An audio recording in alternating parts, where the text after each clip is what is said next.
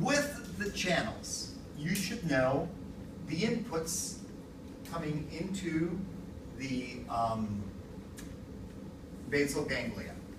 You should know what the target is. So this is the cortical input coming from the cortex. This is the input site. So it comes into the basal ganglia here. It passes out of the basal ganglia here. What do you notice about this? It's all the same. It passes through various thalamic relay sites and then targets the cortex. This is understanding pathways. That's all it is. You've got the figures in your textbook that show you the targets. You know, and this is just a visual to go along with the table. It shows what's being targeted by the pathways.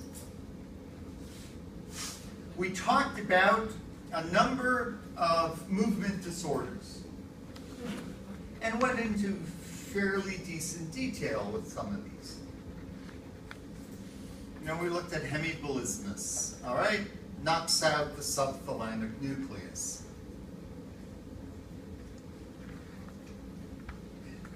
The effect, the subthalamic nucleus, typically some lesion. It might be a tumor. More likely it's going to be a loss of blood flow or some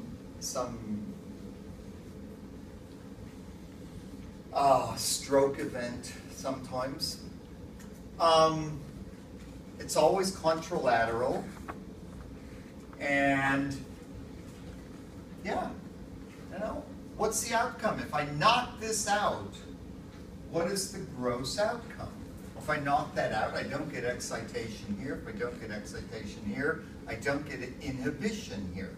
If I don't inhibit this, all of a sudden I have tremendous over-signaling. I have too much signal coming through. Well, let's knock out some dopamine.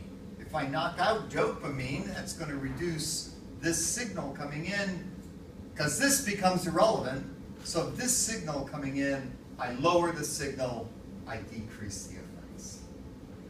Okay? So what I've tried to do with this is show you how to respond to it, chemically speaking. Huntington's disease, degeneration of the striatum. This pretty much, with the exception of hemibolismus, all of these three disorders, Huntington's, ALS, and Parkinson's, are progressive. Progressive disorders, in this case, usually means you are going to have more and more cell degeneration. So you're going to lose more and more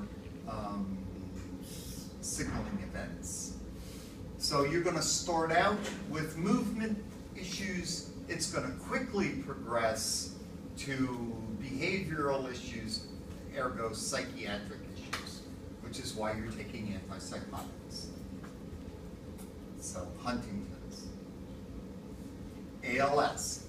Of the three disorders we talked about, that can be very similar, Parkinson's, Huntington's, and ALS. There is a kind of continuum of disability. Parkinson's is the most benign, ALS is the most aggressive. Typically ALS, especially in a slightly more historic context, is the most deadly of the three. They can all kill you, this one kills you quickly. Huntington's is intermediate. They will all disable you. This one is the most rapid disability because we have motor neuron degeneration in the cortex. Motor neuron degeneration in the cortex is going to lead to death events. If we look at Parkinson's, knocking out substantia nigra, you still have a tremendous amount of signaling going on in the striatum. You have signals coming from the cortex, signals that are kind of interstriatal. You still have a tremendous amount of signaling So it's not as, and to say it's not as serious a problem is really a value judgment, because Parkinson's has tremendous impact on a person's life in general. Okay? You should be able to understand and explain those through. Yeah? Do we need to know those drugs? No, I'm not going to. No, the drugs are there for your information. I could say, so how could we affect, signaling here? You could say, well, we could try to increase signals from substantia nigra. We could try to eliminate signals somewhere else. I don't expect you to know individual drugs. So if it works in the right way, then indirect pathway should increase inhibitory. I'm sorry now? Is it the right way? If like the pathway are working the right way, so the So indirect over pathway- here. What you have to remember is both of these are decreasing simultaneously. Yeah, It's not that you're decreasing one side more than the other. So you're decreasing signals to the striatum. The direct pathway is going to be slowing down. The indirect pathway is going to be slowing down. However, it's the indirect pathway that you're going to see the greater effect from, because the indirect pathway is overwhelmingly inhibitory in the outcome from the thalamus. Does that make sense? Yeah. I assume that both these pathways are kind of operating simultaneously, but is there one that is more for one area of the body and one that's more for another, or No, one because that's a certain time? because let's think about this, Because they have okay? opposite effects. Okay, because under normal circumstances, the direct pathway, okay, we inhibit this, therefore there's no inhibition, then the thalamus is going at full speed, right? You need this. This is the speed control, if we want to think about it that way. This pathway, if it works properly, your foot is on the accelerator, you don't have a brake pedal. This is the brake pedal. This is the one that helps you control. So, signaling, remember, if we're losing signal from substantia nigra, you're losing both of these pathways to some degree. Does that make sense? Yeah. Yes? Yeah. Okay. We talked about a whole series of other issues and things. I really think, once again, I believe every one of these is mentioned in the chapter. These are all right out of the chapter. I just pulled them out, trying to emphasize what's going on. I think you should look at these and be aware. I will ask you a question. I don't know. I could see a matching question. Match the disorder with what problems are. Which one is calcification? Which one is copper? Which one, et cetera, et cetera. Okay, which one has an autoimmune component? I asked you questions last time on things like that. Those are good questions to think about. We transitioned, we looked at the hypothalamus, the pituitary. Yes, there it is, sitting right in the middle there. Yes, there it is. The developmentally, it's interesting. It's just, it really is. This whole area, okay? The bony structures here, in the sphenoid bone, the vascular supply, everything about this is obnoxiously complex. It's one area of the brain that has to be well vascularized, well defended, well protected, and it is. We looked at the array of nuclei here. That would be a wonderful thing for you to label. I would expect you to be able to label that without any issue. I would expect you to be able to show me the 3 nuclei in there that have axons that stimulate, or stimulate is a good word, control the production of hormone from the pituitary. That would be an easy question for you.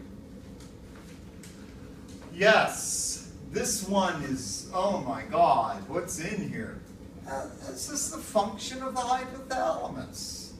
The hypothalamus is critical in your essentially day-to-day, minute-to-minute, hour-to-hour circadian rhythms and homeostatic mechanisms.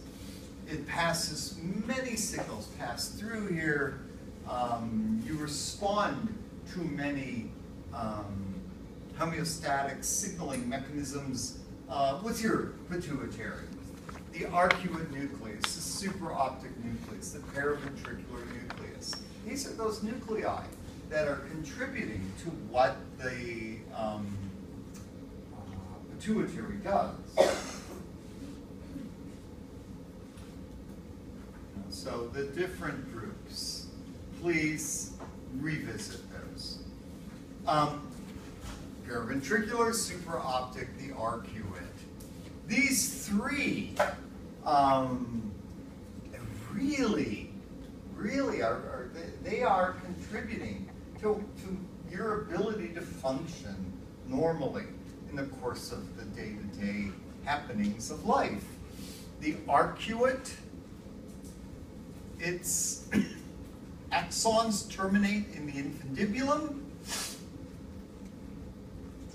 The hormones that it produces and releases, why are they hormones?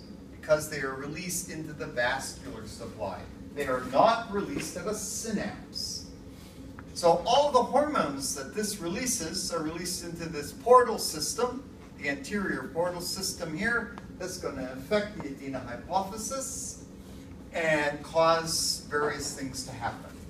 The supraoptic and the paraventricular release their hormones directly into this posterior hypophyseal portal system that is going to then just take those hormones directly into your whole body.